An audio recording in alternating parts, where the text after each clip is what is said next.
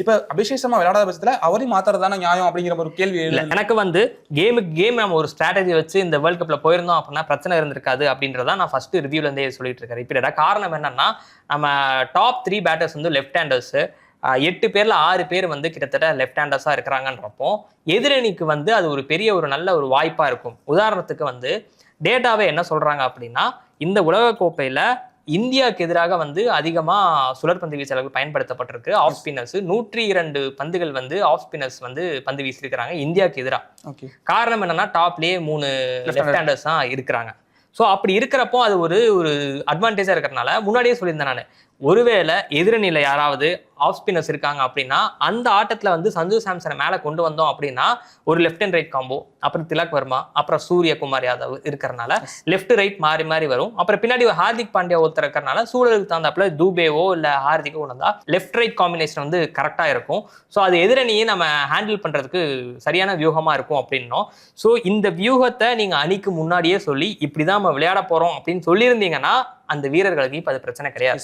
அது எதுவும் சொல்லாம இந்த நேரத்துல வந்து நீங்க அபிஷேக் சர்மா டீம்ல இருந்து தூக்குனீங்க அப்படின்னா உங்களுடைய நோக்கம் ஸ்ட்ராட்டஜிக்கலாக இருந்தாலுமே கூட அபிஷேக் சர்மாவின் கான்ஃபிடன்ஸ் அந்த இடத்தில் உடைப்படும். அந்த உடைப்பட்ட கான்ஃபிடன்ஸ் வந்து பின்னால எந்த இடத்துலையுமே நமக்கு பலன் தராது. ஒருவேளை உதாரணத்துக்கு நீங்க அடுத்தடுத்த ஆட்டங்களை அவர் சேர்த்துனீங்க அப்படின்னா கான்ஃபிடன்ஸ் இன் லோல தான் வந்து அவர் விளையாடுவாரு, அது ரன்களா கன்வெர்ட் ஆகாது. ஸோ அதனால அது இந்தியாவுக்கு இன்னும் பின்னடைவாக தான் அமைய வாய்ப்பு இருக்கு அப்படின்றது என்னுடைய பார்வை. ஸோ அப்போ இது எப்படி டேக்கிள் பண்ணணும் அப்படின்னா, சுழற்பந்து வீச்சை எதிர்கொள்றதுக்கு என்ன மாதிரியான நம்ம ஸ்ட்ராட்டஜி வகுக்கணும், அதுல ஏதாவது உதாரணத்துக்கு திலக் வர்மாவை கீழே இறக்கிட்டு சூரியகுமார் யாதவ் மேலே இறக்கலாமா அப்படின்னு யோசிக்கலாம். ஏன்னா திலக்குடைய ஸ்ட்ரைக் ரேட்மே வந்து எதிர்பார்த்த அளவுக்கு இல்லை இந்த உலகக்கோப்பையில் இது வரைக்குமே கூட. ஸோ ஒருவேளை அதை காம்பேட் பண்றதுக்கு நம்ம சூரியகுமார் யாதவை மேலே ஏற்றலாம் அப்படின்றது ஒரு தாட்டா இருக்கு.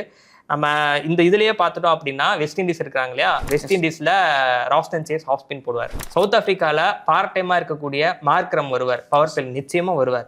நீங்க ஜிம்பாவே எடுத்துட கூட சிகந்தர் ராஜா வருவார். ஸோ இந்தியா இந்த ஒரு விஷயத்த எப்படியாவது கொஞ்சம் அடைச்சிட்டாங்க, இந்த டோரை அடைச்சிட்டாங்க அப்படின்னா கொஞ்சம் அட்வான்டேஜா இருக்கும். Cent Mortgage Loan.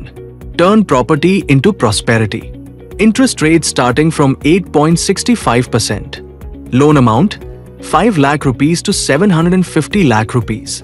Purpose for personal needs. Tenure period maximum 15 years.